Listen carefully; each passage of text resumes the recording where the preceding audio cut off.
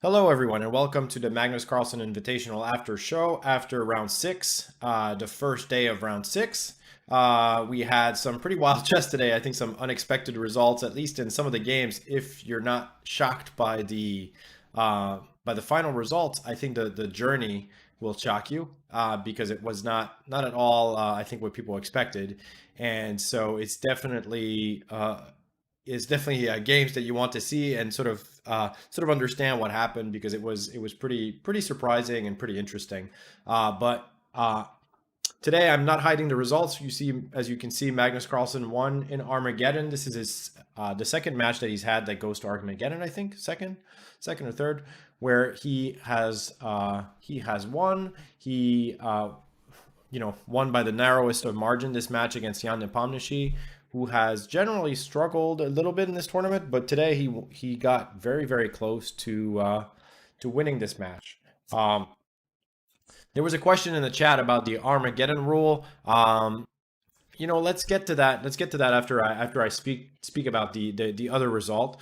In the other match, Alireza Firouzja got a win against Anish Giri in this match, and it was an interesting match. I mean, it sort of could have gone both ways. In sort of the two middle games, so game 2 and 3, Anish definitely seemed to be outplaying him, but Alireza managed to pull the victory, and he played quite well in games 1 and 4. So we'll look at that match. It was definitely interesting chess as well. So now let's talk about this Armageddon rule because it is something that's been mentioned. You might have seen Jan Nepomniachtchi's tweet. I wish I had it up. Maybe I can actually show it. If you give me 1 second, I'll find it here. But basically, what Jan was saying is that he was congratulating Magnus. It was a respectful tweet. I don't think he meant it as sort of an insult. You just flagged me kind of thing. But he was stating that it would be nice to have increment after move 60. We'll see the position that they get, but it is a theoretically drawn position and pretty easy to theoretically drawn position. But without increment, of course, you have to play 50 moves before the game is declared a draw. And I think this is why, this is one of the reasons why it typically is it's maybe easier to play white in these Armageddon games when there's zero increment, is that if you get, to a position where you can just keep shuffling pieces around, you start with a minute advantage. As long as you keep your time advantage, you can kind of play forever. And so that is certainly something. The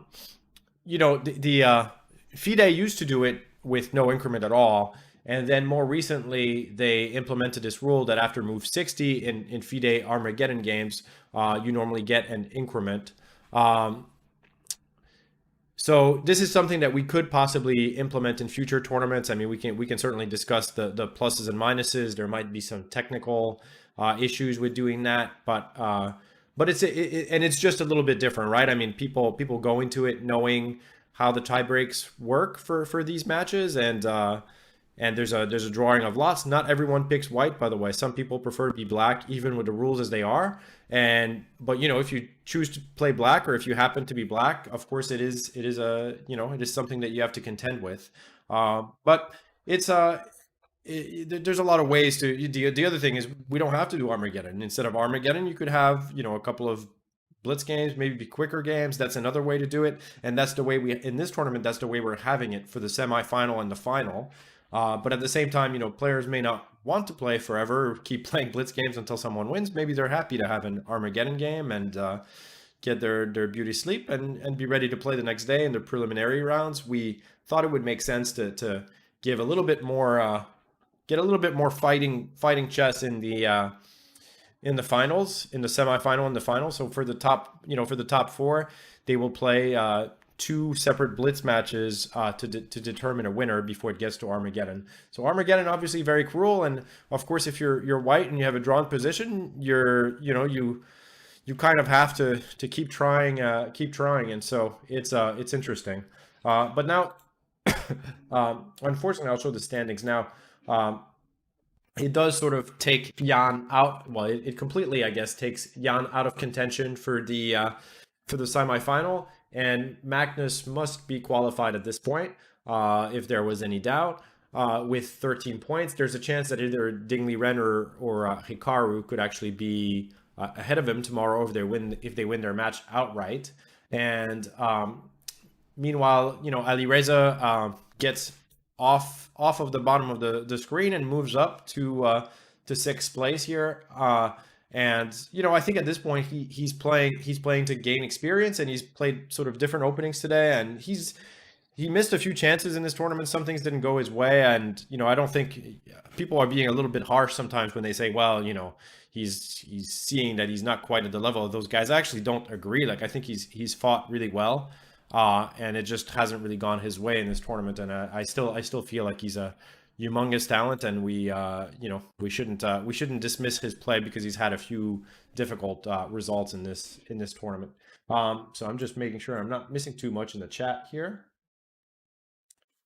And yeah, of course, you can't really blame Magnus because, as long as there's a pawn, these Armageddon games, you almost by the nature of it, you have to play forever. There's no like ethical, these guys are competitors and the rules are the rules. And these, whoever says like, well, the ethics say you should do this. I mean, none of the world champions, whether it's Kasparov, Magnus, none of those guys in these Armageddon situations. Karpov, I played Karpov a lot of Blitz games, and I'm telling you, if Karpov could flag me, in a drawn Rook versus Rook, he would have done it. And I think that's okay. It's but let's get to the chess here. I do want to show you the games, and I think there's some fun stuff. There's some fun stuff to go through today.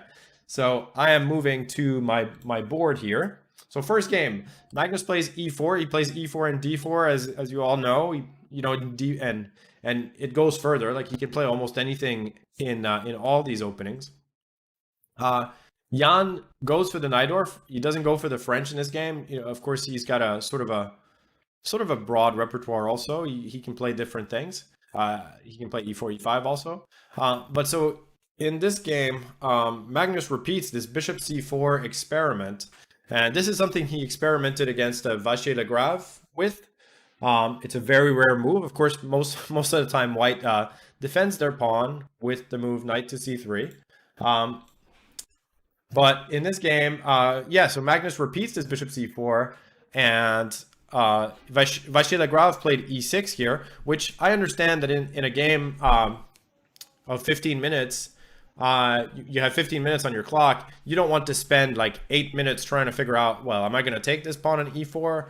And then you only have, you've got half of your time, and clearly White has prepared something, right? So it's a little bit scary. But once you've looked at it with a computer, well, it's certainly more natural to take it. And so clearly Jan had a little bit of time here to look at this, and he decided that taking was fine. And I do believe there are games here with knight takes e4.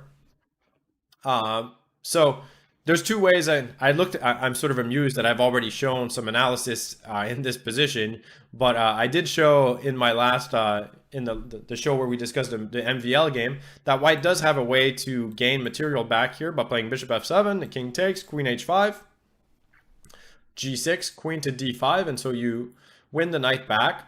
But this is not an especially good position for White, because you can simply play e5, and even though the king looks a little bit weak superficially right now, it's a very active position, right? I think most players would be very happy with Black here. You want to play d5, bishop f5. You have two bishops. White has no center pawns.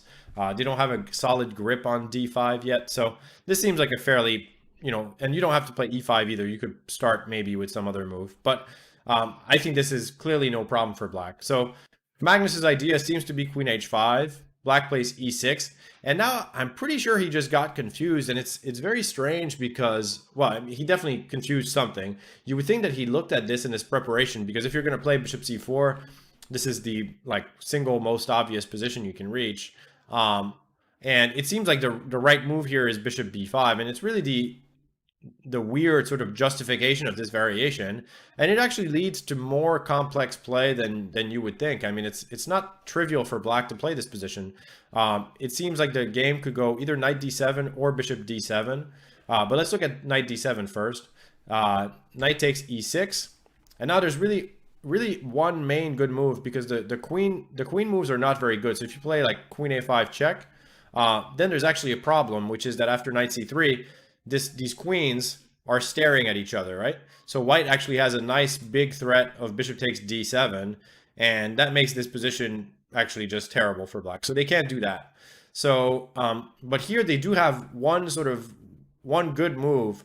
I think moves like queen f6 are also, queen f6 is actually playable, but white does have a simple, strong move here. And it's not knight c7, king d8, because now the knight is attacked, and there's an attack on f2. Although maybe this is actually, now I'm looking at this, I have the computer on here. Maybe there's actually a way for white to play here, and this is still kind of interesting. But I rejected this before in my earlier analysis just because of knight f4. And here white has a very, very pleasant position. They're not down any material. They do have a nice square on d5, and they're able to castle next move. So this looks very good for white.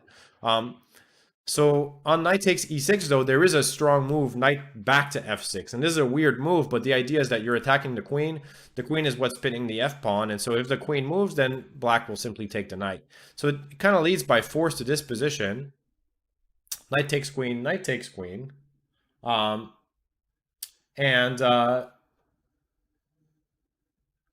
you said, someone says here, Magnus said later that knight takes e4 loses a piece for black. I don't think it loses a piece for black. And I looked at this for a while, and I'm pretty sure it doesn't just lose a piece. But I do think white is able to hold. Here, there's actually only one move, and it's bishop takes d7. And white is a little bit fortunate to have this, because otherwise it would just be bad. But I assume this is, what Magnus was going for. And then you play either a5 or bishop c6. But let's say bishop c6, you take this pawn, white goes rook g1. This is kind of forced. Now here, and we have an endgame, and okay, maybe, maybe it's about even. It's hard to know. It's still a complex position. Could be some play left. Maybe white can sacrifice this pawn to get a lot of activity. And who knows, rook c1, the knight can come to b5 or d5. It still is a complex position, although black is up a pawn, has two bishops. You would think black is going to be able to somehow just castle, maybe sacrifice a pawn back and be equal.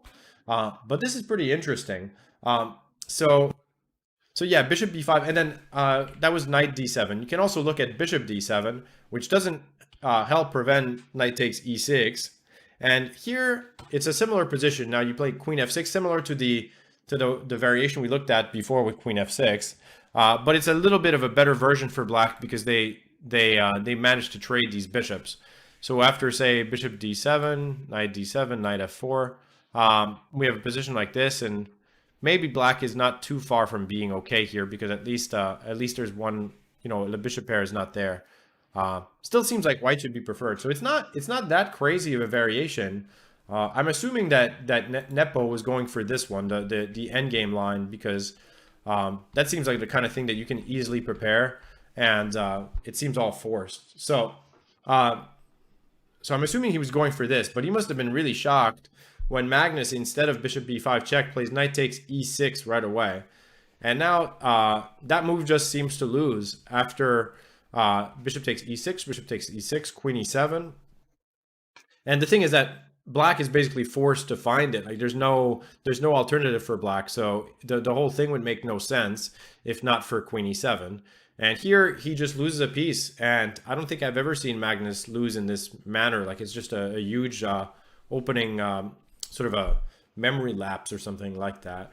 And so, which doesn't happen. It happens to me a lot, but it doesn't necessarily happen to him very often.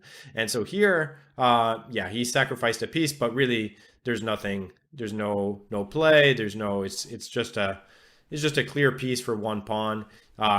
He made other mistakes, not really mistakes. He's just trying to kind of complicate matters a little bit. So he tried for some material imbalance here, but it doesn't really work. Rook a8. There's bishop d6.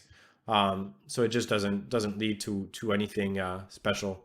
Nepo here finds a tricky little way to get this rook trapped, and so Magnus resigned. So really bad start for Magnus. To lose with white essentially without a fight. It was very quick too, right? Neither player took much time.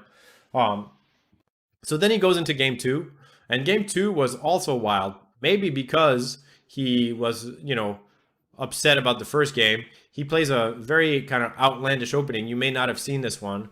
The funny thing is Hikaru Nakamura, who's doing commentary today for these games, um,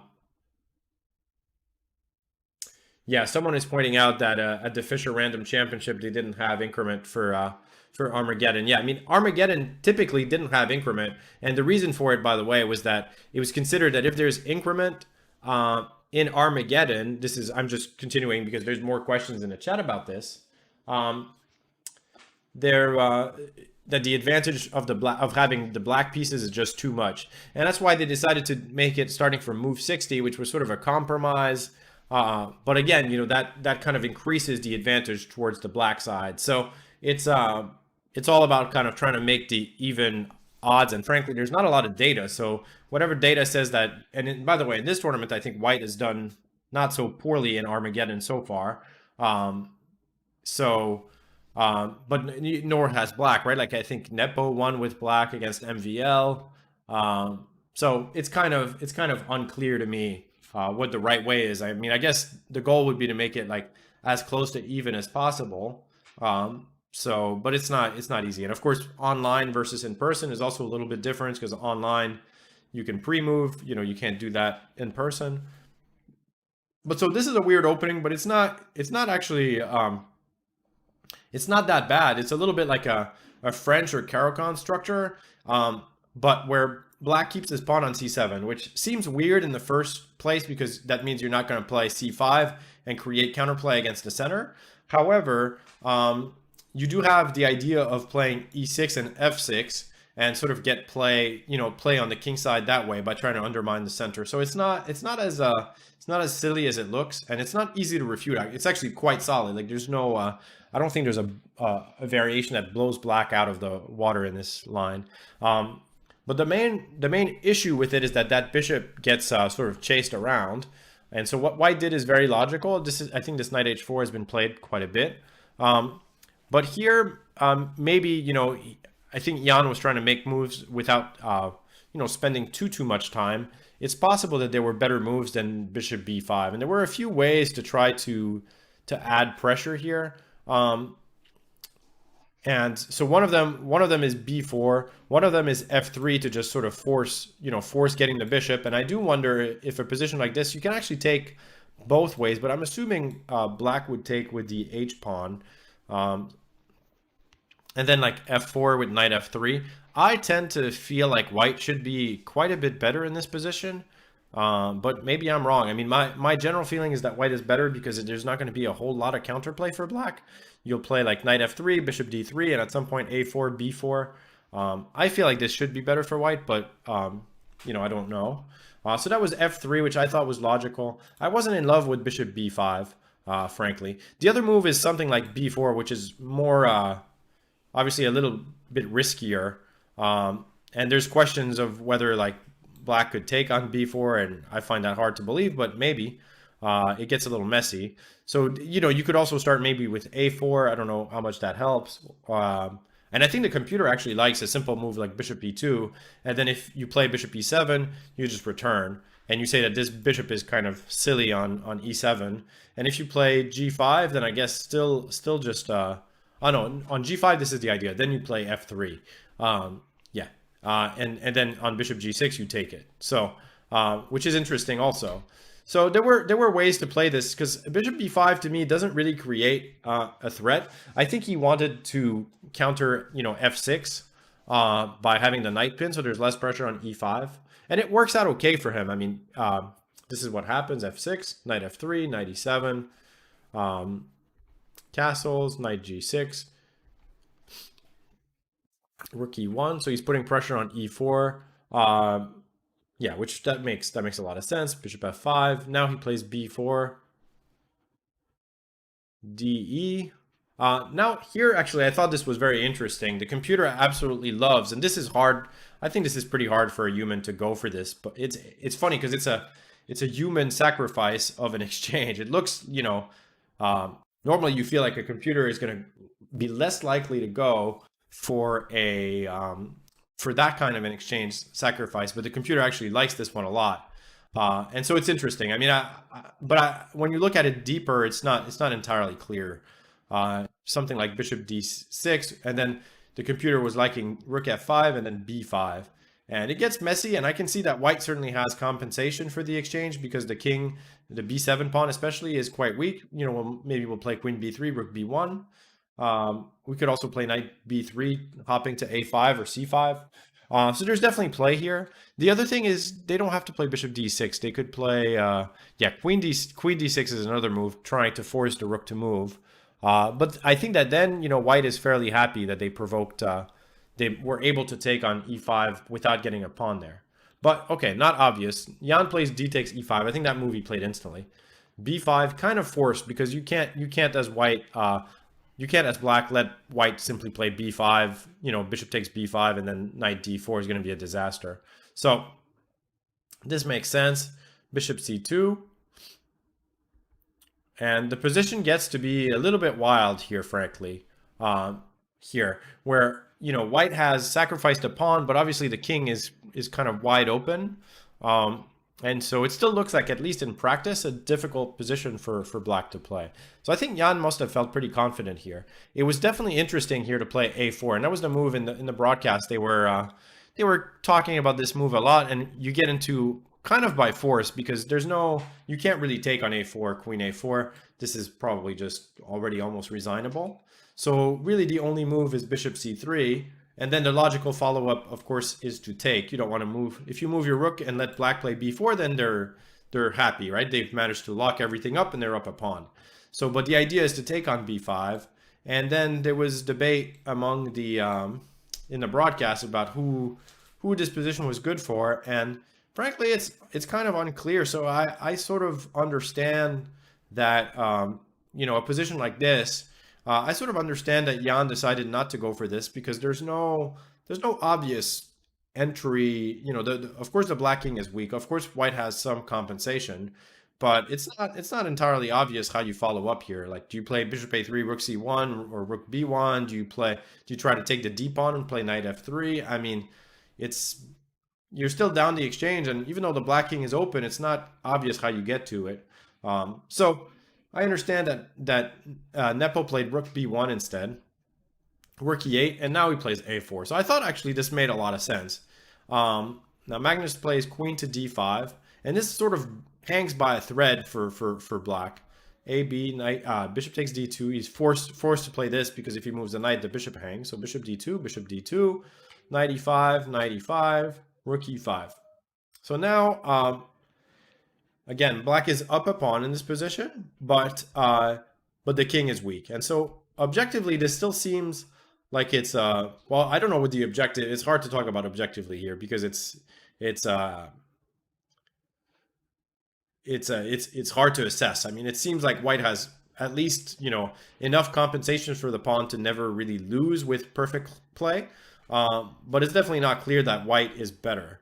And so here Magnus makes a very interesting decision. He plays king d7, and this is not an obvious way to play, but the point is that here b7 is a big threat, most likely. b7 looks like a big threat, but after king d7, b7 can be met by rook b8, and it's safe enough. And on b takes c7, he plays rook c8.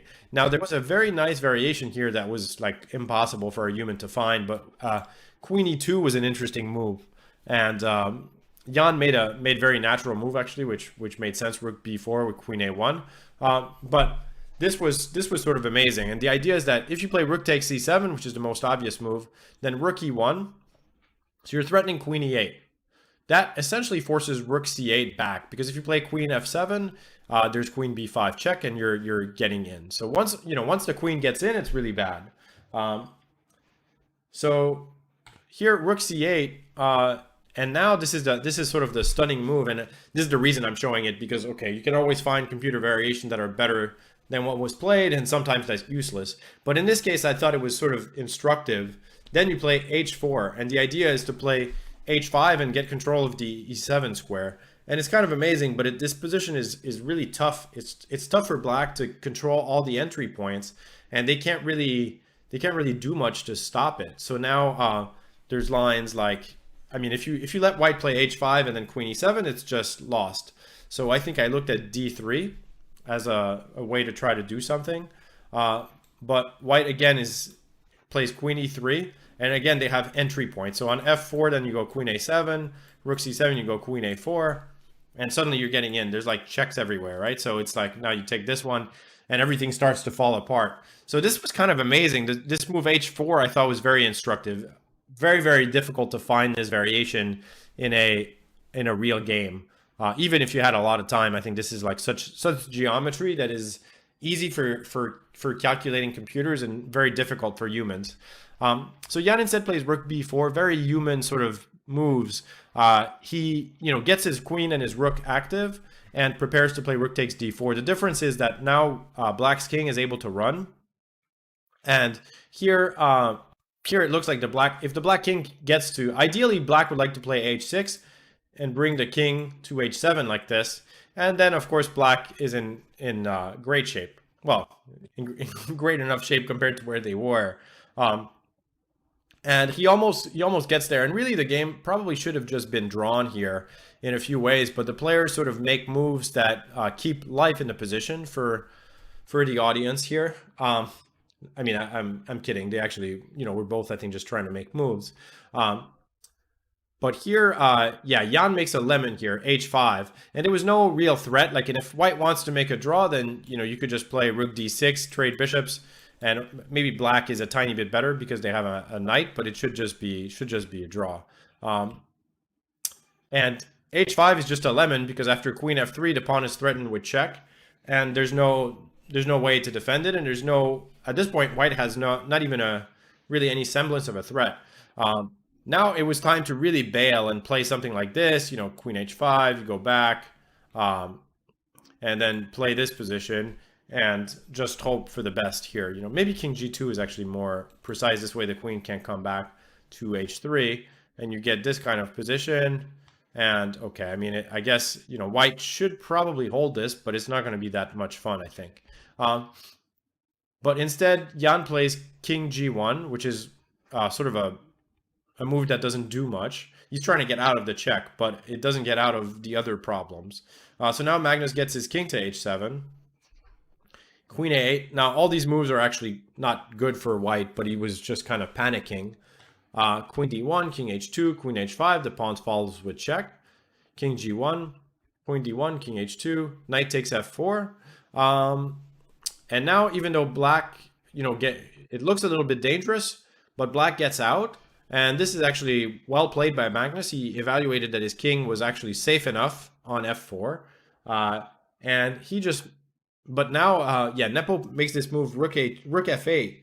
And now Magnus makes another uncharacteristic blunder for him. He played king g5. And it seems like what he missed, so we'll just look at king g5 first, then we'll look at what could have been.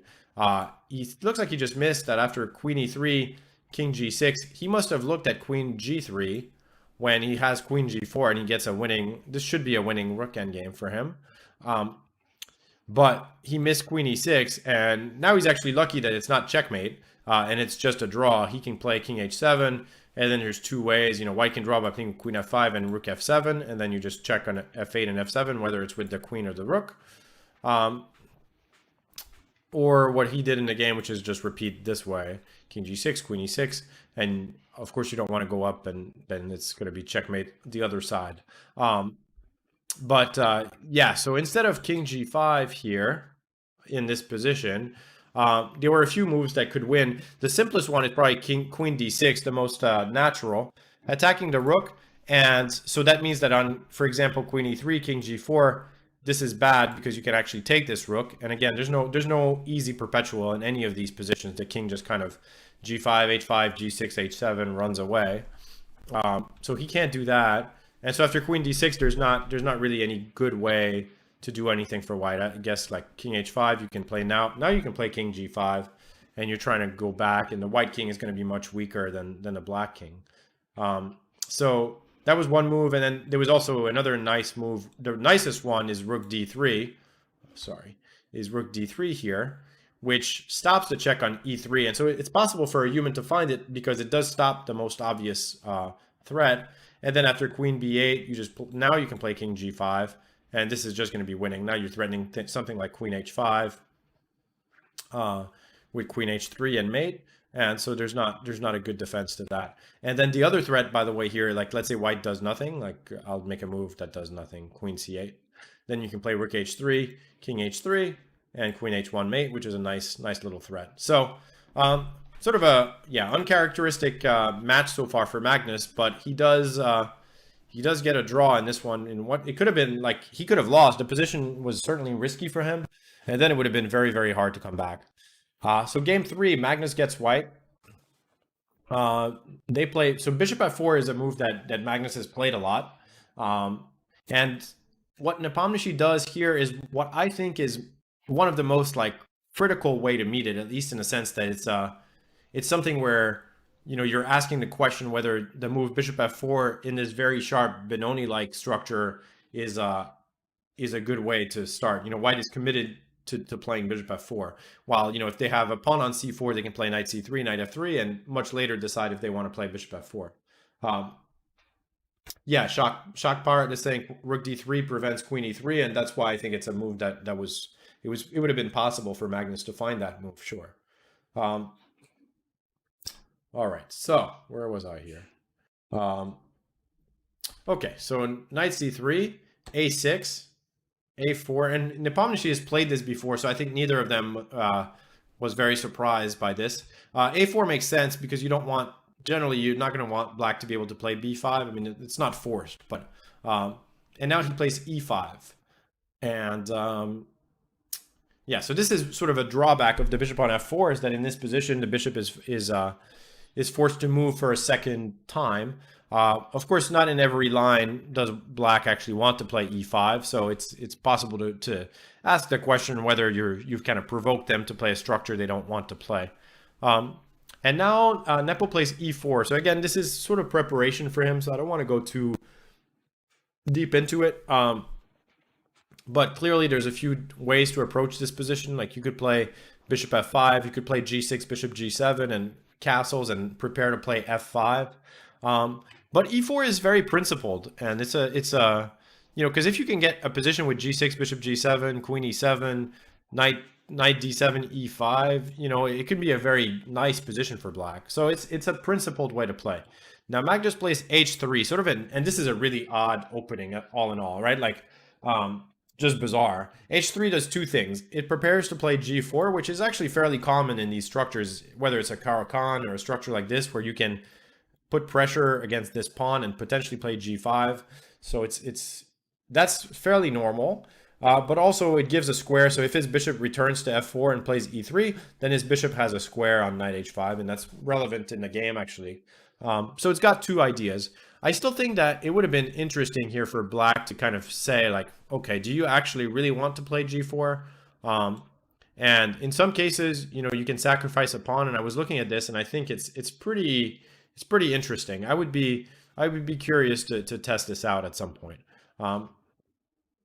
But he plays h5 to stop g4. Bishop f4, bishop f5, e3. So I think this, you know, we'd have to look into how black plays the next like 5 moves, but something goes wrong here for black, and it's not immediately obvious what the correct way to develop the pieces are. I don't know if he should have played like queen e7 followed by knight e5 very quickly, or if he should have played first, you know, g6. I mean, h4 looks very natural, but somehow in a few moves he goes from being what looks like, you know, equal to just being much worse. And it's possible maybe here, like I know bishop g6 is maybe one of the moves to look at that. Oh, I apologize. Sorry you had to hear that. I've actually had some allergies in the last few days, but it is spring in Florida, so sorry about that. All right, so yeah, bishop g6 I actually think might be one of the moves to look at as a potential mistake, because in the game, so white eventually will play f3, and when they do, and you take on f3, pawn takes f3, the g file is open and the bishop is actually a target, and sometimes black wants to play g5. In fact, g5 is interesting here too, but because of that I wonder if maybe bishop h7 would have been better. And if we look at the game, you know, the game goes knight d2, f5, f3, pawn takes, and already it seems like maybe the bishop would be better on h7. He does sort of make a point of it by playing bishop h5, but now after rook g1, knight f7, bishop e2, he's already, I think, in some trouble. And the game actually gets to a really ugly position for black here, where he just has no counterplay at all in this position. And so Magnus gets e4, and this position is already, I think, completely lost. So something, you know, like something positionally went completely wrong for black in this game. It's just hard to pinpoint what, which is, you know, one of the hallmarks of a very strong player when he beats you and you don't even know what you did. Yeah, in this position, Magnus maybe had some sort of easier moves. Like what he did was always completely winning, but it felt like, you know, if he had just made a move like here to defend this piece, it might have been just simpler. He played rook g6, and then it gets just a little bit messy. But the computer, I think, already gives like +5, and it's more imbalanced, I guess I would say, than some of the other ones seemed a little simpler. But the result was never in doubt from here on out. He just has way too many pawns. And so Magnus wins this game and brings it to a tied match. Now, the last game was not without a fight either. And so these games are all actually quite, except for the first one, which was just sort of silly. These games have all been interesting. And in this one, they play something that's a little bit more common in their own games. This Sicilian with bishop c4. This is sort of this knight c3 move order is a way to try to annoy Sveshnikov players, because most of the normal Sicilian moves like d6 or e6, you can play d4, you get an open Sicilian, and where black doesn't have the option of playing the Sveshnikov. So if black wants to play the Sveshnikov, they have to play knight f6. But then bishop b5 is a little bit annoying in this position. It's like a normal Rossolimo, but where you've added knight f6 and knight c3. And these lines are actually quite a little bit annoying for black. One of the main lines goes like this. Knight d5, knight g5, and this is a really tricky one to play for black. I'll let you, the threat is queen f3. I'll let you look at that separately, because I'm just trying to explain why this move, knight c3, is often played by white when the opponent might play the Sveshnikov. But Magnus has played this position with e5 quite a bit. e5 is a bad move if the knight is still on g1, because then you'll play f4 and undermine this. But with the knight on f3, white has to spend a tempo or two to get out of there. So effectively losing 2 tempos, because they played one knight f3 and then the knight has to go back. So yeah, someone says I better go and wash my hands. Yeah, don't worry, I will wash my hands after. And I should have a sip of water. It's a lot of talking when when I do the after show by myself. All right, so bishop c4, bishop e7. Magnus has sort of claimed for a long time that these positions are okay for black, and his results have been reasonable with the black pieces.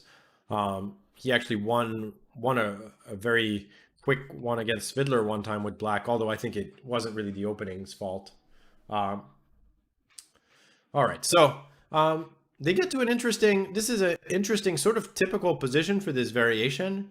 But I have to say, Nepo played this one really well, and there was no obvious path to equality in this game for black. So here, like, it seems to me like this is an easier position for white to play. This plan with b3, bishop b2, I rather liked. And yeah, I mean, it wasn't easy. And now the position, the pawn structure sort of transforms here. Because I think Magnus just didn't see a really good plan, here. It's hard for him to break with d5. It's possible that he should just sit, like play like rook e8, but it's hard, right? Like white can also just sit. And what is the plan for black? I don't think that pawn moves. You know, you can just literally do moves that don't do much. But I think eventually white will be able to attack in some way. I'm not sure exactly how. I mean, it's possible that sitting is the best thing, and maybe white will play g3, try to play h4. Maybe they'll play knight to d5 at some point. Either night, maybe this night, maybe the other night. Um, and at any point you can sort of give the bishop up and see if that makes the position easier. But it's not an easy position. I thought white is a little bit better. It's easier to play. But Magnus decides to kind of change the pawn structure here to go into this, and it worked out okay for him in the game. I mean, he did hold a draw, but I thought it was not such a pleasant position. And Jan makes a strong move here, queen g5. So it puts pressure on g7 and prepares this h4, h5. So Magnus plays d5. I think that's going to be forced at some point. You gotta force white to do something with their center. So they get this position, and I thought this one was really unpleasant looking for black. But he does, Magnus is tough when he's on, and he manages to hold it. So h5, knight f8, h6, and it's possible that here there were better moves. I was wondering if instead of actually after knight f8, maybe bishop e5, as discussed with a friend of mine earlier, would be interesting. The idea is just that if knight e6, queen g3, then the bishop doesn't get stuck on b2, behind the knight. It's in front of it. Of course, probably black wouldn't play knight d4 in this case. They might make a move. I mean, they might. Who knows? And then I don't know. Maybe white can play the king to h2, or maybe rook f2 with rook g2.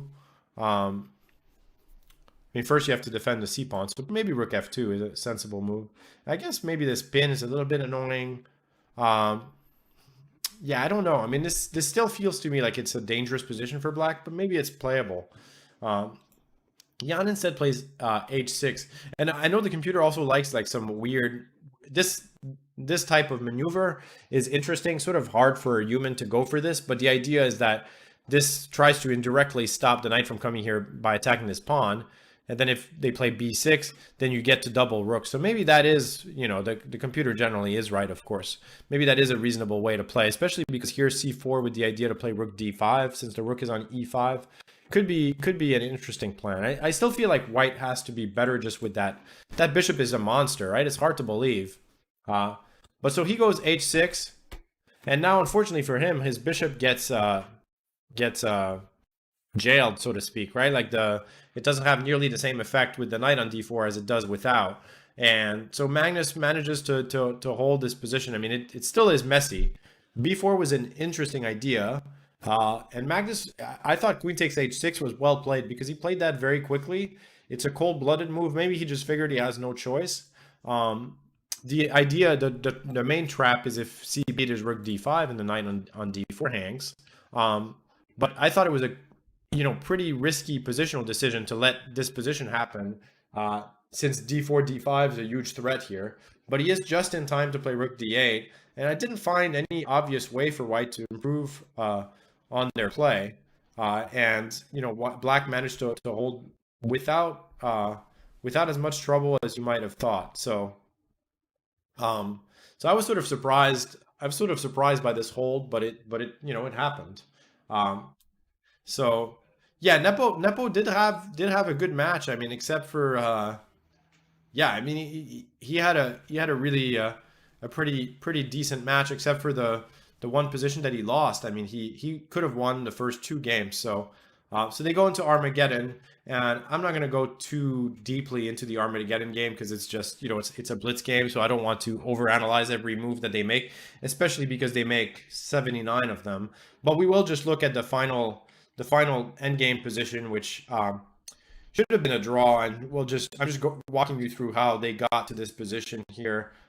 It's possible black didn't even have to go into this position, but so this kind of position is a theoretical draw, but you have to be quite careful with the bishop because there's situations where it gets the knight can block, can force the bishop away from the diagonal it wants to be on. Then then there's like checks and blocks, and you'll see that it gets a little bit tricky. So nothing is wrong with what black has played perfectly so far. But the main trick is, so here Yeah, this is still fine. And the main trick is that you don't want to get in a position where you're forced to move the bishop away. So the bishop's on b8. Well, let's just get to the actual trick part. So this is where he loses the game. So the main thing is that the knight on c5 is the most dangerous square, because from c5 it can jump to a6 and it can jump to e6. Now, with the bishop, if the bishop is far away, so I'm trying to give white the turn. So if you give white the turn here, play bishop f4. Well, actually, here there's knight d6. So knight d6 is a problem. So in this position, I think there's only one move, because if you play, yeah, actually there's two. I think two moves are still okay. There's bishop c7. Yeah, bishop c7 draws, and the other way is you just stop the knight coming to d6, and then when it gets to c5, there's actually not a problem here. You just can't play king to d8. You have to play bishop g3, because in the game, basically they get this position, and now there's knight e6 check and knight c7, and this forces a queen. So it's a little bit tricky. But if you play bishop, even I keep messing it up. So you want the king on e7 when the knight is on c5, and now you can play bishop g3. You don't want to play bishop b8, because if you play bishop b8, then there's knight a6. And now the bishop is forced to go to a7, and that's going to lose. So if you go to h2 now, knight c7 wins, right? So you're blocking this diagonal. So you can go to a7, and then that's still going to lose, because king c7, and then we're going to play knight b4, knight c6, and the bishop is forced off of a7. So whenever the bishop gets stuck on a7, it's going to be losing. So to hold this, you have to make the right move at every point, and with a clock about to fall, it's easy to go wrong. So yeah, here king e7 would have held, and even bishop c7 would have held, because on knight c5 you can still play bishop b8, and now knight a6, as long as the king is on d8, you're okay. Now you go back here, and then knight c5, bishop b8, and so on. So it's sort of just it's tricky. And so if you have 30 seconds instead of 10 seconds, you probably make it every time, because there's only one trick. There's not like 14 tricks in the same position. It's sort of one or two of the same little geometrical things. But, of course, whoever's blaming Magnus for trying to win this position is crazy. I mean, of course you're going to try. Even in a slow game, you'll probably try. Just, repeat the trick a few times, move the knight around, give a check, see if your opponent blunders. And so even at this level, they would still try. So there's an expression in French that goes, you can't be more Catholic than the Pope. That might not make sense to everyone. Maybe some of these expressions don't translate very well. But anyway, there's a limit to how much kindness you want to show in these very competitive situations. So, that you should come to expect anyway. So, next match, I'm going to go through it quickly because I've already been going for quite a while here. Next match between Alireza and Anish Giri. The first game was, I'll just go through it very quickly. They get this sort of hybrid Nimzo/Golden position, and there was no theoretical debate here. Basically, black was fine. I remember reading, and we do have a few great video series by Josef Dorfman, and I, if you're not a premium member, just to be able to watch the video series that we have by him, or Yusupov, Dvoretsky, Kazimjanov, Jan Gustafsson. There's like the one that they just did with Laurent Fressinet on pawn structures is great. But anyway, and something that I read from Dorfman before was that these positions with double knights are the positions that he feels are the most sort of complex and difficult to play, which I thought was interesting, because when I was a kid and I saw a position like this, I'd be like, the bishops have all been traded. It's gonna be kind of equal and just drawish, and it's actually completely wrong. These positions it's very possible for both sides to go wrong many times over. And so in this case, it was just complex, and I'm not gonna walk through all the details, but essentially Anish tried pushing his h-pawn forward, which is really popular, and it's actually decent, I think. But then as he got low on time, things just collapsed for him. And so, we can see it here. He lost the a-pawn. And then there was I'll show you one nice tactic where Alireza could have ended the game a little bit sooner, and it was uncharacteristic of him not to play it. in this position, he had the very nice rook takes d7. I'm sure he saw it, but I think he probably saw a ghost with rook b3, even though it doesn't. The ghost is not scary here because you have queen d4, and it just doesn't. But I think maybe he was afraid that then otherwise there's going to be knight d7, and on queen takes d7 there's queen e3 or something like that. That's the only thing I can think of, because rook d7 would just win a piece. Knight d7, queen d7, and yeah, this one is even rook e4, knight e4, and you can't take on e4 because of check, and it's just mate next move. So he missed that, but of course still won the game. So second game, the second game was bizarre because it was a Caro-Kann, which I don't think is Alireza's normal opening, but he played it quite interestingly. This is a theoretical position. A5 I haven't seen too often, including A5, A4, and then G5. I've seen G5 first, but it's it was an interesting position because it looks very good for white. This position, for example, to me looked very good for white, but Alireza's plan of castling queenside and just sort of forgetting the f pawn, and forgetting on purpose, I'm saying, right? Like sacrificing the f pawn, I should say, in order to just kind of gain activity on both sides of the board. I thought it was actually a pretty interesting game from him. And the sad thing is that in this game, he we'll get to the sort of the key position, but already here, this is a pretty difficult position for white to play. White is up a pawn, but black has sort of dominance of all the squares on the queen side, and even though white is up pawns on the king side, they can take the here. He takes a second one. This position is really hard for him to play, and in fact looks just better for black. Like we couldn't find. I mean, I know when I say we, I mean the commentators like Peter Zvidler, all those guys couldn't find a good way for white to play. Even the computer gives it as better for black, even though you're down 2 pawns. So sort of amazing. In fact, like I remember actually said in a commentary that one of the things that was funny is the top 3 moves to the computer are King G1, which is is a bizarre, doesn't look very enterprising. Rook F2 and H3. Those are the moves that the computer considers the best. So and Anish plays knight G1. So it shows it's just so difficult to make a good move in this position for white with the bishops kind of stuck. So he plays knight G1. The idea is to get the bishops unstuck by moving the knight away, so you can play bishop e2 and then move the other one. But it's just too slow, and now black takes 1 pawn, and so Alireza plays this part of the game very well until he just blunders something here. So first of all, here I think he could have just played something like knight c3 and then a4, just pushed a pawn to a2, and I think black is just winning. Like there's no real counterplay. The G pawn is not nearly as strong as the A pawn, and so I mean the computer I think gives like -5, and this is fairly human. But he played rook f8, which there was nothing wrong until knight takes d4, and this was just a tactical blunder. He missed that after rook f1, bishop d2, which was his idea, which looks very nice, and I'm sure he thought it was just over here. And surprisingly, white has a shot. Rook f8, big change, and this was a total momentum shifter.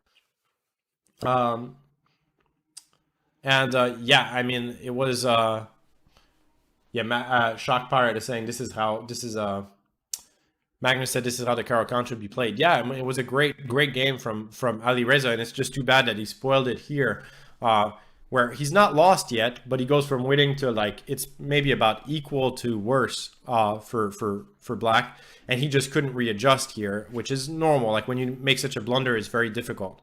So now, I mean, I'm not going to go through it because it's just kind of sad. He went from having a beautiful position to a terrible one, and eventually gets his king mated. I mean, he still had some sort of chances to hold at some point, but doesn't really matter.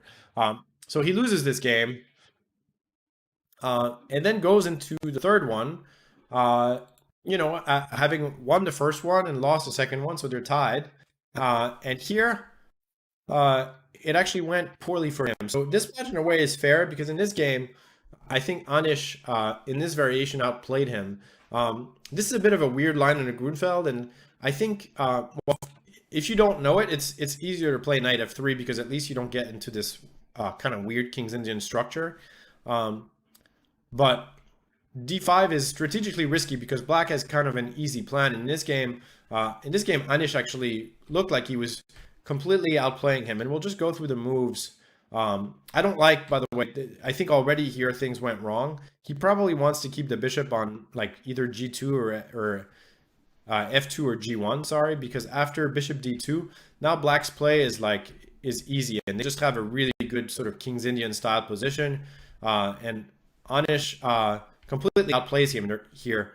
Then this is already a very, very good King's Indian for black, but unfortunately, so oh yeah, the first moment is here, and as a King's Indian player here, you want to play g4. It's clearly what he's prepared, right? He's played rook f6, rook g6. That's the idea. And here it looks like it's just winning. I mean, pawn takes, pawn takes. The threat is to play g3, which would, force the knight to a terrible square. And if you take like this, then there's bishop h4, which is a typical King's Indian move. And you're undermining the defense of e4. Let's say bishop f3. Bishop f2, king f2, queen c5. This is just like a sort of standard King's Indian disaster. Bishop takes g4. Totally lost, actually, for white. So, and I'm sure Anish saw that, but he was like, you know what? Let me just prepare it. I'll play rook b8 first. I'll play b5 first, improve my position, and eventually I'll play g4. And but somehow he just didn't quite get there anymore. Queen b1 was a nice move, overprotecting e4. But Anish is still better. So it goes, let's just fast forward here to this position where, so I'll go to this position where here he could have still played g3. Mouse just froze. What just happened here? King e1, okay. And now I think the best plan, or at least the plan that seems the most natural, is to try to trade rooks. The rook goes and you play bishop b7, try to play rook a8, and white has literally nothing to do. And if you get to trade rooks, which, okay, maybe white is going to try not to trade them, but I don't know that it's going to help. So you get the rook to a8. Let's say white literally can't do anything. If they trade the rooks, then you're just going to bring the knight to g6. Knight's going to go like this, take this pawn, and then it's going to be completely winning. If they don't take the rook, then you're still going to try to bring the knight there. There's literally no squares for white's pieces. This knight can't get anywhere. It can just get to b2. So really kind of unbelievable that in this game, Anish ends up losing this game. So the results of the last two games basically should have been, are like the opposite of what they should have been. Ali Reza should have won the last one. He lost. And this one he should have lost, and he won. Anish has already messed things up, but still shouldn't lose until the very end, where here he gets into a trap. And this position was already sort of tricky, but it looks like he could run with the king, and he falls for a trap here. Rook f2, d6, and now suddenly the king is in a total mating net. King f8 makes it even easier. After rook g6, the rook is coming to g8, and there's no defense here. I guess the main so and king d8 would not have been much better because rook h8, bishop e8, bishop b5. So either way it was lost, but sort of a total a total flip of the result, and a disappointing game for Anish. Like you don't get much better positions than that with the black pieces. And in the last game it was interesting. They repeated this Caro-Kann variation. So it's sort of the same position here, but instead of playing a5 first, he played bishop h7, which is a more popular move according to theory. And I'm not sure. It's interesting that he deviated because last game he got eventually a great position, but here he did okay also. And I guess some of this has been played before, but I actually thought white had more chances in this game than in the other game. This is sort of an odd position where the knight on c4 can either be good or bad. In most cases, white will probably be able to win a pawn, but it might not win the game because you're going to be left with a sort of bad bishop. And at any point, black can play b6 and change the pawn structure, which maybe he could have tried here actually. And he played bishop e7 first, a4, d6. He wants to be able to castle. But in this position, yeah, I mean, it felt like white maybe had chances, uh, but knight d2 was very concrete, but just doesn't work doesn't work out to having any kind of significant advantage. So he could look at other moves like rook a4, queen a4. You can try different things here to try to exploit the knight. But it does look like, next move black is playing maybe castles first. Play c5. Black is one sort of move away from having a preferable pawn structure. So you kind of have to make things happen fast. That's why he plays knight d2 castles. And now he plays. There's not really an easy. If you play queen a4 doesn't really do anything. You just trade here, knight d2 c5. I think black is okay here. Actually, first you probably play rook ba, right? Threaten this, and you'll play c5 eventually. But this is a very good structure for black. As long as the pawn doesn't queen, you're probably better. So yeah, queen a4 just doesn't look like the kind of move you make if you want to win in a must-win game. But he plays rook a2, sort of an interesting move. He might want to play queen a1 to support the a pawn. c5, knight takes, pawn takes, rook b2, queen c6. But here, Alireza just kind of outcalculated white, I think, and figured out that this position was okay. Bishop f3, bishop e4. It was well calculated because he gets to this position where he's okay with temporarily losing a pawn, but all of white's pawns are weak, so he manages to hold here without any problems. And so the rest of the game is pretty quick. They get to this rook endgame, and of course 4 against 4, even 4 against 3 is hard to win. 4 against 4 is impossible to win. They just make some moves and conclude a draw. So it was an interesting match. Both sides had chances. I think Alireza was a well deserving winner, because especially that second game was a cool game, and unfortunately he lost it. But so I think he deserved to get lucky in the third game, so to speak. What do we have? What do we have tomorrow? Tomorrow we have, so the players. Let me go back to my full screen here.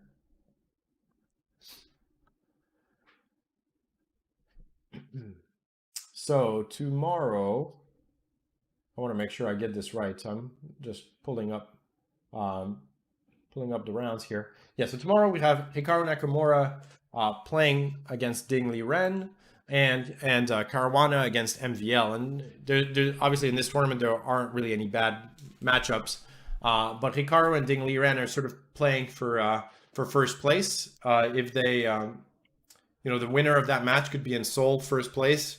And I don't know if it, probably the main thing that they want to do is avoid Magnus in the semifinal, so it's not entirely clear which position is better. But of course I'm sure everyone would like to finish in first place and cement your position in the tournament.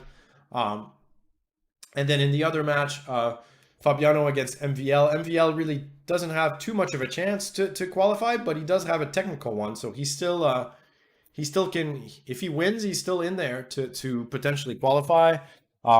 So of course he's going to be trying hard. What kind of openings might we get tomorrow? We'll see. I mean, with Hikaru, I wonder if Ding Liren will target him again in this Queen's Gambit decline that everybody's been trying to play against him with sort of mixed success. He's actually held up okay, even though he's had some tough positions in a few games. Or is he going to try something different? And maybe Hikaru will deviate too, I don't know.